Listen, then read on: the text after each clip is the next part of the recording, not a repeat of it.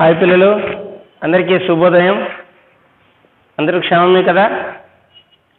Okay, మనం ఈరోజు 8వ తరగతి ద్వితీయ భాష తెలుగుకు సంబంధించి ఒక చక్కని కథని వివరించుకున్నాం.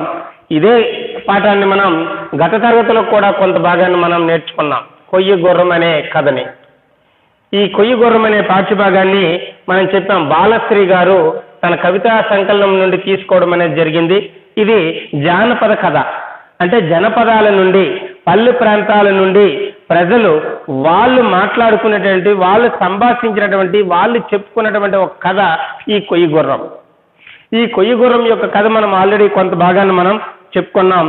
ఇది చూడండి, వత్సల దేశాన్ని కార్తికేయ మహారాజు పరిపాలిస్తుండేవారు. ఆయనకు ఒక యువరాజు, అంటే తన కుమారుడైనటువంటి జయసింహుడు ఉండేవాడు. వీళ్ళిద్దరూ కూడా ధర్మాత్ములు, న్యాయబద్ధమైనటువంటి పాలన సాగించిన వారు, అనేక శస్త్ర విద్యల్లో కానీ అనేక విద్యల్లో కానీ ఆరితేరిన వారు. ఇటువంటి ఈ వత్సల దేశానికి చాలా దూరంలో తన రాజధాని అయినటువంటి రత్నపురి ఉండేది. వత్సల దేశం యొక్క రాజధాని రత్నపురి. ఈ రత్నపురికి దూరంలో రామాపురం అనే గ్రామం ఉండేది. రామాపురం, ఈ రామాపురంలో కోటయ్య అనే ఒక వడ్రంగి ఉండేవాడు. ఈయన చెక్కతో అనేకమైనటువంటి గృహ ప్లస్ ఉపకరణములు, అంటే ఇంటికి అవసరమైనటువంటి వస్తువుల్ని, అలాగే వ్యవసాయానికి సంబంధించినటువంటి అనేక వస్తువుల్ని చెక్కతో చాలా నైపుణ్యంగా తయారు చేస్తూ ధనవంతులకి అమ్మేవాడు. అటువంటి కోటయ్య ఏం చేశాడంటే, ఒకరోజు ఒక కొయ్యి గుర్రాన్ని తయారు చేశాడు కోటయ్య. ఈ కొయ్యి గుర్రంతో ఆకాశ మార్గంలో ప్రయాణించేటట్లు తన నైపుణ్యాన్ని అంతటిని ఉపయోగించి కోటయ్య కొయ్యి గుర్రాన్ని తయారు చేశాడు.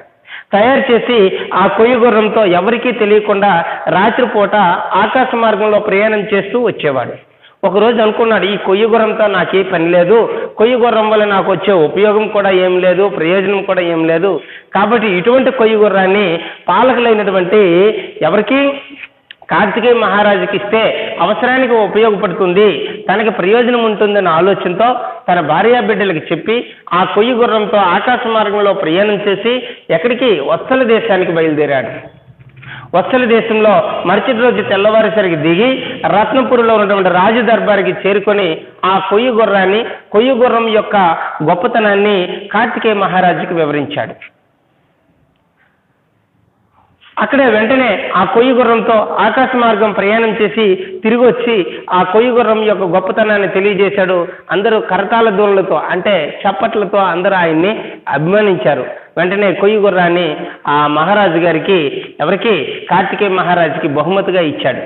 ఎందుకు బహుమతిగా ఇచ్చాడు? తన ఆలోచన ఏంటి, ఇటువంటి గొప్ప కొయ్యి గుర్రాన్ని రాజుగారికి మనం బహుమానంగా ఇస్తే రాజుగారు నన్ను సత్కరించి అనేక కానుకలనిచ్చి నన్ను గౌరవిస్తారని ఆశపడ్డాడు. ఎవరు? కోటయ్య. కోటయ్య ఎప్పుడైతే ఆ కొయ్యి గుర్రాన్ని పరీక్షించి రాజుగారికి ఇచ్చారో, తన కుమారుడైనటువంటి జయసింహుడు ఆ కొయ్యి గుర్రం ఎక్కి ఆకాశ మార్గాన్ని ప్రయాణించాలనుకున్నాడు.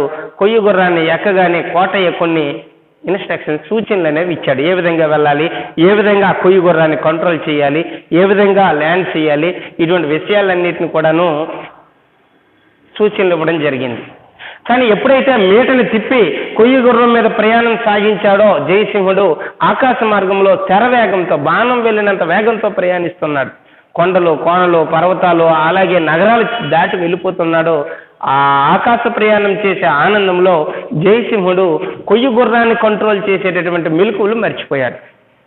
ఎలాగో కష్టపడి, చీకటి కాబోతున్నది, అప్పటికీ తన కుమారుడైన జయసింహుడు రావట్లేదు. రాజు దర్బార్లో అంతమంది కూడా జయసింహుడి కోసమే ఎదురు చూస్తున్నాడు. కాబట్టి నా కుమారుడు ఇంకా రాలేదు, ఏం జరిగిందో తెలియదు, కాబట్టి వచ్చే వరకు కోటయ్యని చెరసాలలో, అంటే జైల్లో బంధించండి అని రాజు తీర్పిచ్చాడు. ఆయన ఒకటి తలిస్తే దైవం ఒకటి తలిచింది. కోటయ్య ఏం తలిచాడు? రాజు సత్కరించి బహుమతులు ఇచ్చి పంపిస్తాడని కోటయ్య తలిస్తే జైల్లో పడేశారు. అక్కడ భార్య బిడ్డలు ఏమైపోయారనే భయం ఒకవైపు తీరా, తర్వాత అక్కడేం జరిగింది, జయసింహుడు ఆకాశ మార్గంలో ప్రయాణించి ఆ గుర్రాన్ని కంట్రోల్ చేయడం రాక ఆలోచిస్తూ ఏదో విధంగా కంట్రోల్ చేసి ఆ అలసట ప్రయాణం చేసిన అలసట కారణంగా ఆకలి, దాహం విపరీతంగా వేస్తున్నాయి. అందువలన కొయ్యి గుర్రాన్ని ఎక్కడైనా ఆపి ఆకలిని తీర్చుకోవాలన్న ఆలోచనతో అలాగే భూమికి దగ్గరగా ప్రయాణిస్తూ వెళ్తూ చివరకు ఒక నగరం చేరుకున్నాడు. ఆ నగరంలో ఒక అంతఃపురాన్ని చూశాడు. ఆ అంతఃపురంలో ఒక పాన్పు పైన దోమతెరలు కట్టి ఆ దోమతెరల మధ్యలో ఒక అందమైనటువంటి స్త్రీ నిద్రించడం చూశాడు. ఆకలి తీర్చుకోవాలి ఎలాగైనా, అందుకే అంతఃపురంలో కొయ్యి గుర్రాన్ని దించి ఎవరికీ తెలియకుండా అంతఃపురంలో ప్రయాణించి ఎంతోమంది రక్షణలో ఉన్నటువంటి అంతఃపురంలోకి వెళ్ళి తన ఆకలిని దాహాన్ని తీర్చుకుని తిరిగి కొయ్యి గుర్రంతో బయటకు వచ్చేసి ఒక అరణ్యంలో ఒక మండపంలో విశ్రాంతి తీసుకున్నాడు. మళ్ళీ మరుసటి రోజు వెళ్ళాడు, మళ్ళీ ఆహారాన్ని తిన్నాడు, మళ్ళీ వచ్చేసాడు. ఒకరోజు ఉదయం ఆ అడవిలో ప్రయాణిస్తున్న కొంతమందిని ఆపి అడిగాడు, ఈ రాజ్యం పేరేంటి, ఈ రాజ్యం ఎవరిది, అక్కడ ఉన్నటువంటి నిద్రిస్తున్నటువంటి అందమైన స్త్రీ ఎవరు, ఇటువంటి తనకు అవసరమైన విషయాలన్నింటినీ అడిగి తెలుసుకున్నాడు. తెలుసుకుని ఏం జరిగింది, ఆ రాజ్యం ఎవరిది,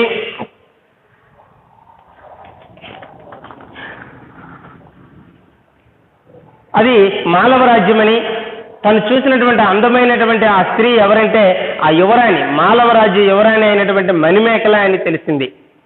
మరునాడు కూడా అంతఃపురంలోకి వెళ్ళి పల్లెంలో తినుబండారాలు ఎవరో తినిపోయినట్లు గమనించింది మణిమేఖల. 2-3 రోజులు చూసింది, ఎవరో తినేస్తున్నారు, వెళ్ళిపోతున్నారు, ఎవరు దొరకడం లేదని. ఆ రోజు రాత్రి ఏం చేసిందంటే నిద్రపోతున్నట్లు నటించి ఆ తింటున్నది ఎవరో పట్టుకోవాలని ఆలోచించి గాఢంగా నిద్రపోతున్నట్లు నటించింది తప్ప నిద్రపోలేదు. తను నిద్రపోతున్నట్లు అనుకున్నాడు జయసింహుడు. మళ్ళీ వెళ్ళి మణిమేఖలకు దొరికిపోయాడు. మణిమేఖలకు దొరికిపోతే మణిమేఖలు అడిగింది, ఎవరు నువ్వు, గంధర్వుడువా, యక్షుడువా అని అడిగింది. నా పేరు జయసింహుడు, మీ పక్క రాజ్యమైనటువంటి వత్సల రాజ్యం యువరాజుని అని చెప్పాడు. అప్పుడు మణిమేఖలు అడుగుతుంది, ఇంతమంది కాపలా వారు ఉండగా ఎలా వచ్చావని అడిగింది.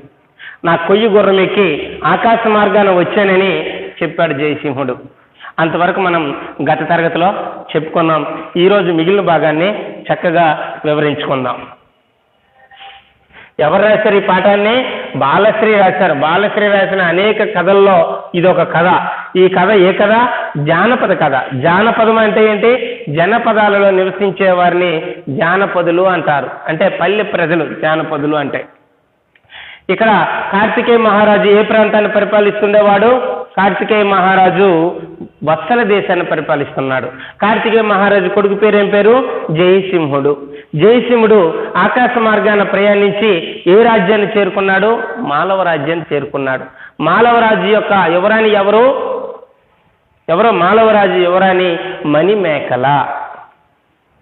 చెప్తున్నాడు జయసింహుడు, మా నాన్నగారు పోగానే మేనమామ నన్ను వివాహం ఆడి ఈ రాజ్యానికి రాజు కావాలని చూస్తున్నాడు. అంటే ఎవరో మణిమేఖలు చెప్తుంది. నాకు అది ఇష్టం లేదు, వాడొక దుర్మార్గుడు, మరి నన్ను నీ వెంట తీసుకుపోగలవా అని మణిమేఖల అడిగింది. ఎవరు అడుగుతున్నారు? మణిమేఖల జయసింహుడితో అడిగింది. ఎందుకంటే జయసింహుడు ఎవరు ఏంటనే విషయం తెలిసిపోయింది.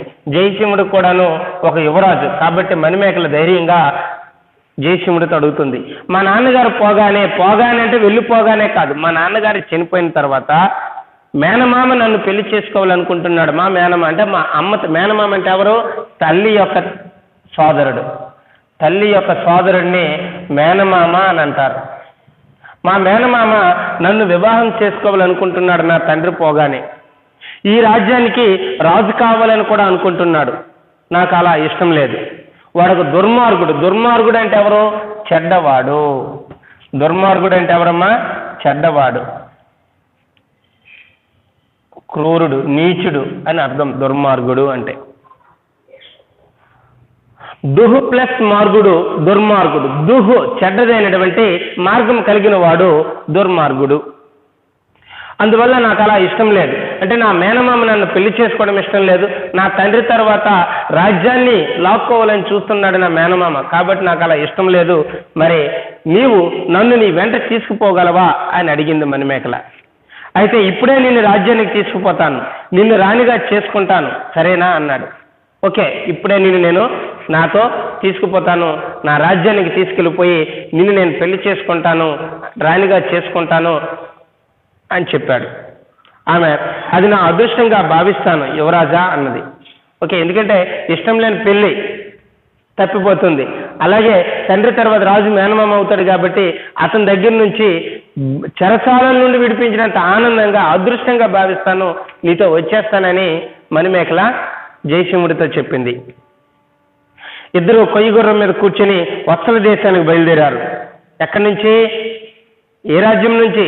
మాలవ రాజ్యం నుండి వత్సల దేశానికి ఆకాశ మార్గంలో కొయ్య గుర్రంతో బయలుదేరారు. తెల్లవారేసరికి వారు తమ నగరానికి చేరుకున్నారు. ఆ సమయంలో నగరం వెలుపల మధ్యస్థలంలో అనేక మంది గుమికూడి ఉన్నారు. ఎక్కడ? నగరం మధ్యలో.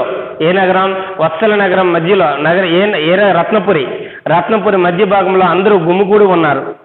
ఎవరినో వధించబోతున్నారు, ఎవరినో చంపబోతున్నారు. ఎవరిని చంపబోతున్నారు ఊహించండి.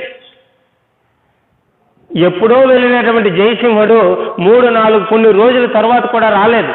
కాబట్టి జయసింహుడు చనిపోయాడేమో, దాని అంతటికీ కారణం కోటయ్య అని ఆ నగరం మధ్యలో కోటయ్యను చంపడానికి పూనుకుంటున్నారు. యువరాజు జాడ తెలియకపోవడంతో దాన్ని కోటయ్య కుట్రగా భావించి ఆయన శిక్షణ విధించారు.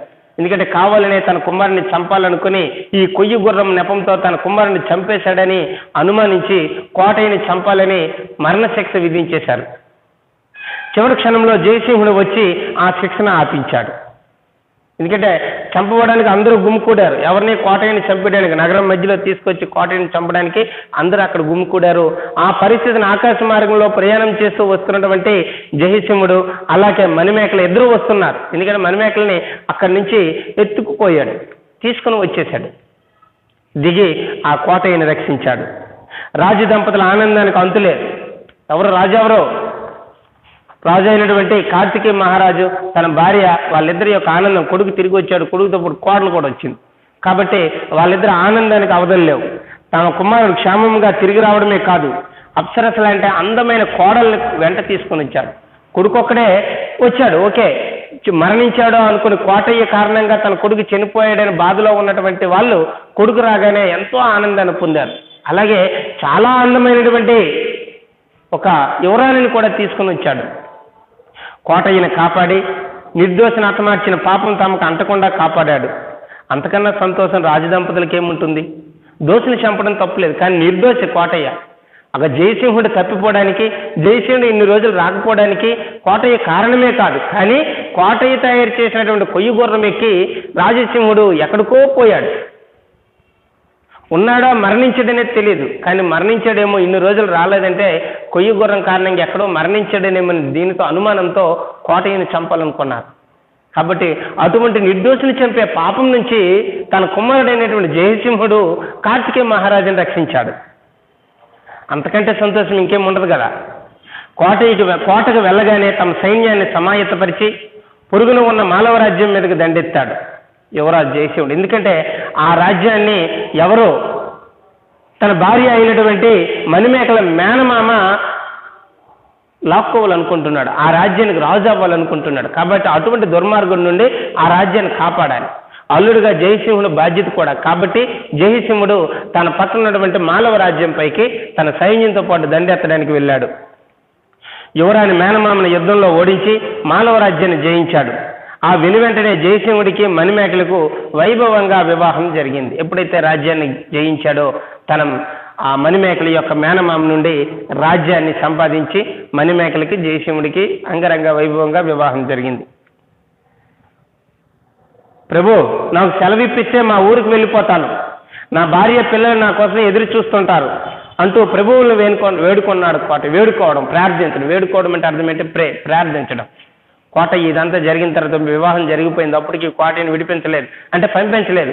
కోటయ్య రాజుగారి దగ్గరికి వచ్చి, అయ్యా నాకు సెలవు ఇవ్వండి అంటే పర్మిషన్ ఇవ్వండి, సెలవు ఇవ్వండి, మా ఊరు వెళ్ళిపోతాను, నా కోసం నా భార్య పిల్లలు ఎదురు చూస్తూ ఉంటారు అని రాజుగారి దగ్గరికి వెళ్ళి నమస్కారం చేసి అడుగుతున్నాడు. అప్పుడు కోటయ్య, నువ్వు తెచ్చిన అద్భుత కానుకైన కొయ్యి గుర్రం వచ్చిన వేళ విశేషం, మాలవ రాజ్యం మా వశమైంది, బంగారం లాంటి కోడలు లభించింది, ఇక నువ్వు ఎక్కడికి వెళ్ళవలసిన పని లేదు, నీ భార్య బిడ్డల్ని ఇక్కడికే పిలిపిస్తాను, మీకు అన్ని వసతులు ఏర్పాటు చేస్తాం, మా ఆస్థానంలో ఉండిపో అన్నాడు కార్తికేయ మహారాజు. అప్పుడు తెలుసుకున్నాడు అనమాట కోటయ్య యొక్క, అంటే కోటయ్య తెచ్చిన కొయ్యి గుర్రం కారణంగానే అక్కడ మణిమేకలను చూశాడు కొడుకు. మణిమేకలను చూసి మణిమేకలను తన భార్యగా తీసుకొచ్చాడు. అలాగే మాలవ రాజ్యంపై దండెత్తి మాలవ రాజ్యం కూడా వీళ్ళకి చెందింది. కాబట్టి ఇదంతా కారణం ఏంటి? కోటయ్య తీసుకొచ్చినటువంటి కొయ్యి గుర్రం కారణంగా. కాబట్టి నీవు మరి ఇంటికి వెళ్ళవలసిన అవసరం లేదు, నీ భార్య బిడ్డల్ని నేను ఇక్కడికి రప్పిస్తాను, ఇక్కడ నీకు అన్ని వసతుల్లో కూడినటువంటి అన్ని సౌకర్యాలు నేను కలుగజేస్తాను, నీవు మా దగ్గరే ఉండిపోవాలని కోటయ్యని వీళ్ళు ప్రార్థించారు. కోటయ్య అప్పుడు నమస్కరిస్తూ, ప్రభు క్షమించాలి, ప్రభువులకు అనుగ్రహం వచ్చినా ఆగ్రహం వచ్చినా తట్టుకోలేం. అనుగ్రహం వచ్చిన అనుగ్రహం అంటే ప్రేమ అభిమానులు వచ్చినా తట్టుకోలేం. ఎందుకంటే విశేషమైనటువంటి ప్రేమను చూపిస్తారు, అనేకమైనటువంటి బహుమతులు ఇచ్చేస్తారు. అలా కోపం వచ్చినా తట్టుకోలేం, ఎప్పుడు మరణశిక్ష విధిస్తారో తెలియదు. ఒకవేళ యువరాజా వారు రావటం కాస్త ఆలస్యమై ఉంటే నా ప్రాణాలు పోయి ఉండేవి. చెప్తున్నాడు రాజుగారితో, మీకు అనుగ్రహం వచ్చినా ఆగ్రహం వచ్చినా తట్టుకోలేం. మీ కుమారుడు అంటే యువరాజు వారు రావడం ఒక్క క్షణం ఆలస్యమైనా నన్ను మీరు చంపేసి ఉండేవారు, నా భార్య బిడ్డల అనాథలైపోయేవారు, మా రామాపురంలోనే మేము సుఖంగా బతకగలం ప్రభు అంటూ వేడుకున్నాడు. మీ ఆస్థానంలో నేను బ్రతకడం కష్టం, కాబట్టి మీకు కోపం వచ్చినా తట్టుకోలేము, ఆనందం వచ్చినా తట్టుకోలేము, కాబట్టి నా భార్య బిడ్డలతో నేను రామాపురంలోనే సుఖంగా జీవిస్తాను అని కోటయ్య చెప్పాడు. అతను ఆవేదన అర్థం చేసుకున్న కార్తికేయుడు కోటయ్యకు కావలసినంత ధనం, ఎన్నో బహుమతులు ఇచ్చి సగౌరవంగా ఎంతో గౌరవప్రదంగా రామాపురం పంపించాడు. ఎవరిని? కోటయ్యని. అది ఈ కొయ్యి గుర్రం తెచ్చినటువంటి తంట. కొయ్యి గుర్రం వలన ఎన్ని ఇన్సిడెంట్లు జరిగాయి. కోటయ్య ప్రాణాపాయం అంటే ప్రాణం పోయేటంత పని అయ్యింది, మళ్ళీ అనేకమైనటువంటి బహుమతులు వచ్చాయి. ఏ కోరికతో అయితే కొయ్యి గుర్రాన్ని రాజుగారికి ఇవ్వదలిచాడో ఆ కోరిక చివరికి ప్రాణాపాయం తప్పి అనేక బహుమతులు, అనేక సంపద అనేది లభించింది. రాజుగారు ఇచ్చినటువంటి ఆఫర్ను కూడా తిరస్కరించాడు. ఎందుకు? రాజు వద్ద ఉండడం అనేది నిత్యము కూడా ప్రమాదకరమే, ఏ క్షణాన్ని ఏం జరుగుతుందో తెలియదు. అందుకే ఎంతో సుఖంగా నా భార్య బిడ్డలతో రామాపురంలోనే బ్రతకగలను, కాబట్టి నేను వెళ్ళిపోతానని కోటయ్య చెప్పేశాడు. అంటే రాజుగారు ఇచ్చినటువంటి ఆఫర్ను కూడా తిరస్కరించేశాడు. ఆ విధంగా కోటయ్య తన ఊరు వెళ్ళి తన భార్య బిడ్డలతో ఎంతో ఆనందంగా జీవించడం అనేది జరిగింది. అది మనకి ఈ కొయ్యి గుర్రం అనే పాఠ్యభాగం. ఈ పాఠ్యభాగంలో ఉన్నటువంటి వ్యాకరణ అంశాలు ఏమైనా ఉన్నాయేమో చూద్దాం.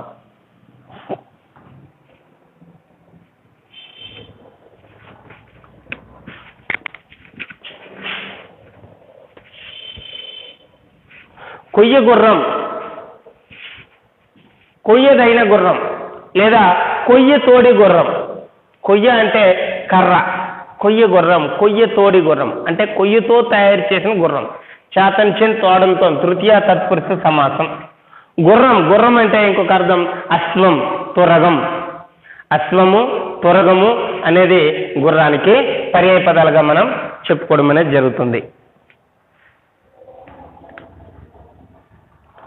వత్సల దేశం, వత్సల అని పేరు గల దేశం సంభావన పూర్వపద కర్మధారి సమాసం. మహారాజు, చూడండి ఇక్కడ ఒక్కొక్క పదాన్ని రాస్తున్నాను, దానికి వ్యాకరణ అంశాలు నేను ఇక్కడ చెప్తుంటాను వినండి. మహారాజు గొప్పవాడైన రాజు, విశేషణ పూర్వపద కర్మధారి సమాసం. రాజు, రాజు అంటే పర్యాయ పదాలు ప్రభువు, గోపాలుడు, ప్రభువు, గోపాలుడు, మహీపతి, ఇలా చాలా ఉన్నాయి. క్షమాపాలుడు. రాజు వికృత పదం రాట్టు, రాజు వికృత పదం రాట్టు. ధర్మాత్ముడు, ధర్మ ప్లస్ ఆత్ముడు, ధర్మాత్ముడు, ధర్మ ప్లస్ ఆత్ముడు, సవర్ణ దీర్ఘ సంధి. అలాగే ధర్మం వికృతి దమ్మం, ధర్మం వికృతి దమ్మం. ఆత్మ వికృతి ఆతుమ, ఆత్మ వికృతి ఏంటమ్మా? ఆతుమ. ధర్మాత్ముడు, ధర్మము తోడి ఆత్మ కలవాడు, ధర్మము తోడి ఆత్మ కలవాడు, బహురీ సమాసం. అలాగే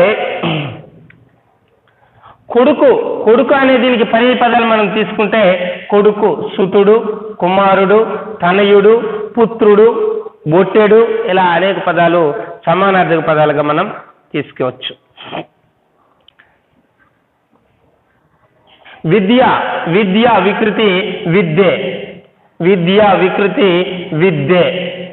విద్య అంటే అర్థం చదువు, విద్య అంటే అర్థం చదువు, దానికి వికృతి విద్యే.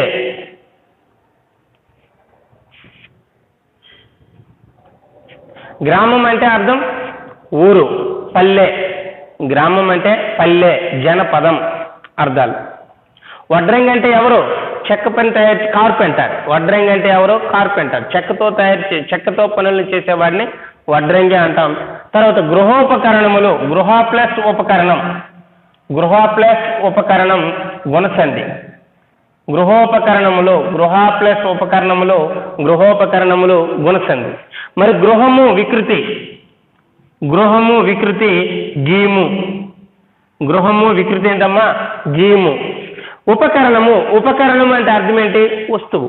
ఉపకరణము టూల్స్, గృహమునకు సంబంధించినటువంటి వస్తువులు. ప్రతిభ, ప్రతిభ అంటే అర్థం ఏంటి? తెలివితేటలు. ప్రతిభ అంటే తెలివితేటలు, నైపుణ్యము, నేర్పు. ప్రతిభ అంటే నైపుణ్యం, స్కిల్. ప్రతిభ అంటే అర్థం ఏంటి? స్కిల్. ఆకాశం, ఆకాశం వికృతి ఆకాశం, ఆకాశం వికృతి ఆకాశం. నింగి, గగనము, వ్యోమము, అంతరిక్షము, ఇవన్నీ కూడా సమాన అర్థాలుగా మనం తీసుకోవచ్చు. ఆకాశం.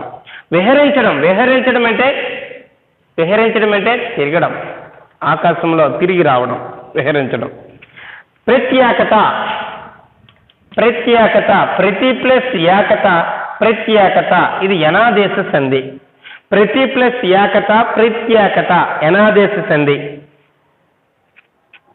రాత్రి వికృతి పదం, రాత్రి వికృతి పదం రాత్రి. రాత్రి వికృతి పదం ఏంటమ్మా? రాత్రి.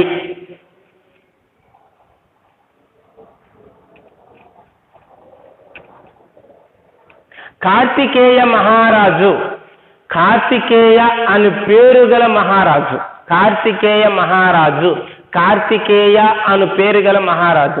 సంభావన పూర్వపద కర్మధారి సమాసం. కీర్తి ప్రతిష్టలు, కీర్తి ప్రతిష్టలు, కీర్తియును ప్రతిష్టయును, కీర్తియును ప్రతిష్టయును. ద్వంద్వ సమాసం.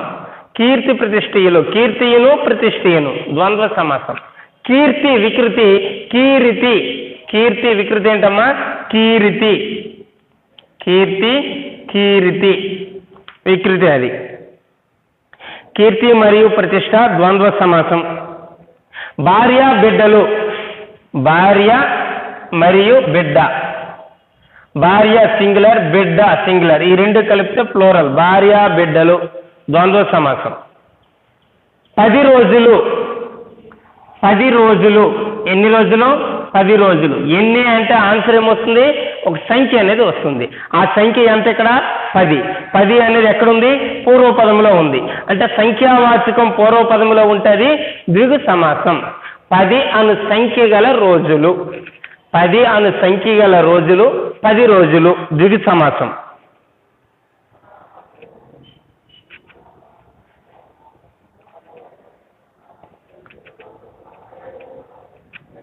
కానుక, కానుక అంటే అర్థం ఏంటి? కానుక అంటే బహుమతి. కానుక అంటే అర్థం ఏంటి? బహుమతి. నజరానా, ఇనాము. బహుమతి, నజరానా, ఇనాము అనేవి సమాన అర్థాలుగా మనం తీసుకురావచ్చు. దర్శనం, దర్శనం అంటే చూడడం, దర్శించడం అంటే అర్థం ఏంటి? చూడడం. విశిష్టత అంటే అర్థం గొప్పతనం, విశిష్టత అంటే అర్థం ఏంటి? గొప్పతనం. కరతాళ ధ్వనులు, కరము అంటే చేయి, కరము అంటే అర్థం ఏంటి? చేయి. కరతాళ ధ్వనులు, చేతుల నుండి వచ్చే శబ్దం ఏంటవి? క్లాప్, చప్పట్లు. కరతాళ ధ్వనులు అంటే అర్థం ఏంటి? చప్పట్లు.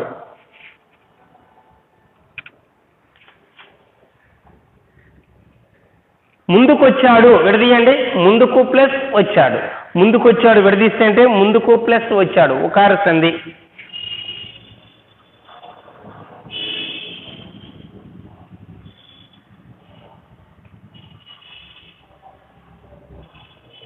చెర, చెర, చెరసాల, బందికాన, ఇవన్నీ కూడా జైలు అని అర్థం. చెర అంటే జైలు. కారాగారం అన్న జైలే. కారాగారం అంటే జైలు. దైవం అంటే దేవుడు, దైవం, దేవుడు. శరము అంటే చెప్తాను, శరము అంటే బాణము, శరము అంటే బాణము. శరవేగం, బాణము వెళ్ళేటంత వేగం. బాణం ఎంత వేగంగా గమ్యానికి చేరుకుంటుందో అంత వేగంతో ఆకాశ మార్గంలో ప్రయాణిస్తున్నాడు. ఎవరు? జయసింహుడు.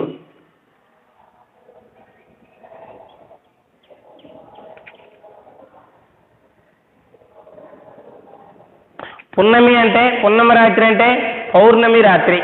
పౌర్ణమి రాత్రి అంటే నిండు వెన్నెలతో కూడినటువంటి రాత్రి. గగనతలం అంటే ఆకాశం. గగనతలం అంటే ఏంటి? ఆకాశం. అద్భుతం, అద్భుతం వికృతి అబ్బురం. అద్భుతం అబ్బురం. అద్భుతం వికృతి అబ్బురం.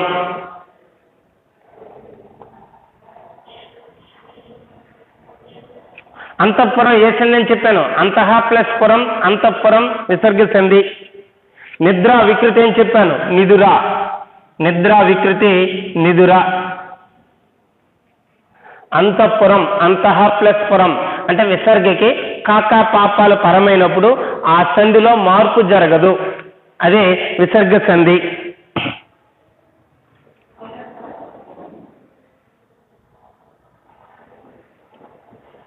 సమీపారణ్యం, సమీప ప్లస్ అరణ్యం. సమీపారణ్యం, సమీప ప్లస్ అరణ్యం అంటే దగ్గరలో ఉన్నటువంటి అడవి. సవర్ణ దీర్ఘ సంధి.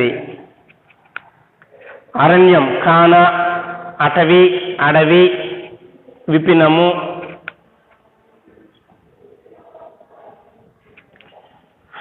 జయసింహుడికి కనిపించినటువంటి యువరాణి పేరు మణిమేఖల. ఈ మణిమేఖల ఏ రాజ్య యువరాణి? మాలవ దేశ యువరాణి. ఎవరో? మాలవ దేశ యువరాణి. అభినయించడము అంటే నటించడం. అభినయించడం అంటే నటించడం. ఏ విధమైనటువంటి నటన? నిద్రపోతున్నట్లు నటిస్తుంది. ఎందుకు నిద్రపోతున్నట్లు నటించింది? తన చుట్టూ ఉన్నటువంటి ఆహార పదార్థాలను ఎవరో తిని వెళ్ళిపోతున్నారు. అలా 2-3 రోజులు జరిగింది. కాబట్టి ఈ విషయాన్ని గమనించినటువంటి మణిమేఖల ఎవరో ఆ దొంగ పట్టుకోవాలనే ఆలోచనతో నిద్రపోతున్నట్లు నటించి చివరికి జయసింహుడిని పట్టుకుంటుంది. రాణి వికృతి, రాణి వికృతి రాజ్ఞి. రాణి వికృతి రాజ్ఞి.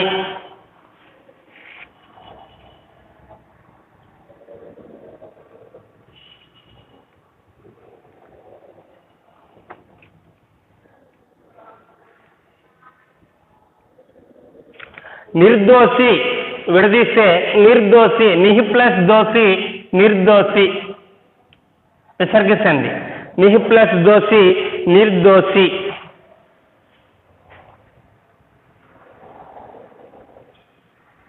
వివాహము అంటే పెండ్లి, పరిణయం.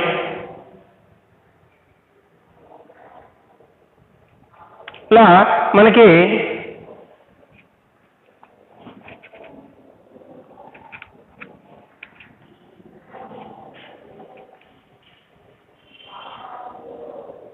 కోటయ్య గొప్పదనం, ఇక్కడ వాక్యాలు ఉన్నాయి. కోటయ్య గొప్పదనం, కోటయ్య తయారు చేసిన కొయ్యి గుర్రం విశేషం, యువరాజు జయసింహుడు, యువరాణి మణిమేఖల మధ్య జరిగిన సంభాషణ, రాజానుగ్రహం, కోటయ్య వీడుకోలు, ఇవన్నీ కూడాను పాఠంలో వెతికి గీత గీయాలి. ఆ వాక్యాలు ఎక్కడెక్కడ ఉన్నాయి అనేది. ఇక్కడ పాసేజ్ ఉంది, ఆ పాసేజ్ని బట్టి క్వశ్చన్లు. మణిమేఖలకి యువరాజు అయినటువంటి జయసింహుడికి మధ్య సంభాషణ ఇది. పై పేరాలోని సంభాషణ ఎవరెవరి మధ్య జరిగింది? మణిమేఖలకి జయసింహుడికి. పై పేరాలో అభినయిస్తూ అంటే అర్థం ఏం చెప్పాను? నటిస్తూ. జయసింహుడు ఏ రాజ్యానికి రాజు? జయసింహుడు ఏ రాజ్యానికి రాజు చెప్పండి? జయసింహుడు ఏ రాజ్యానికి రాజు? వత్సల దేశానికి రాజు.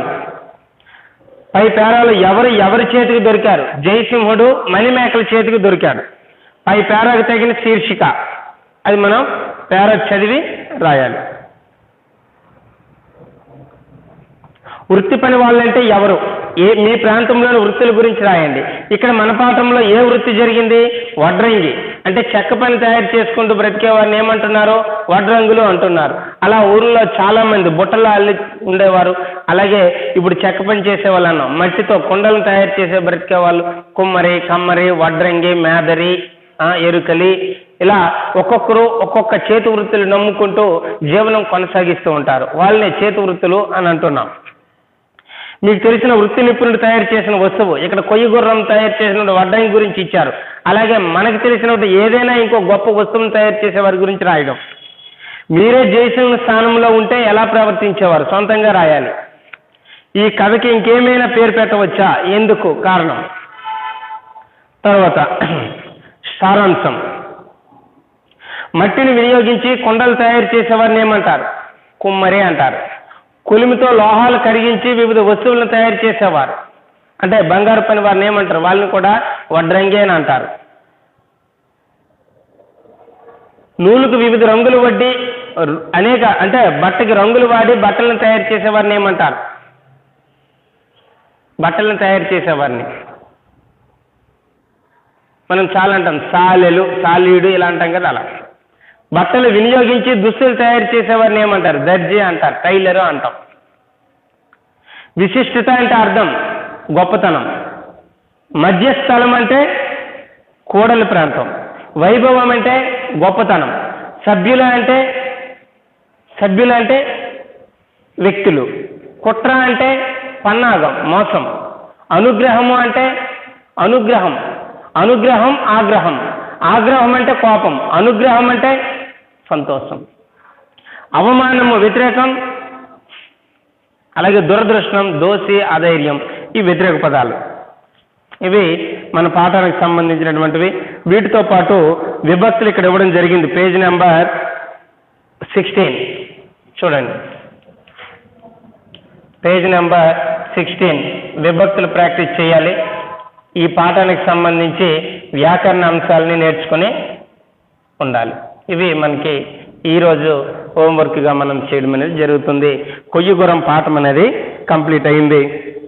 తర్వాత చెప్పబోయే పాఠాన్ని తర్వాత క్లాసులో మనం నేర్చుకుందాం.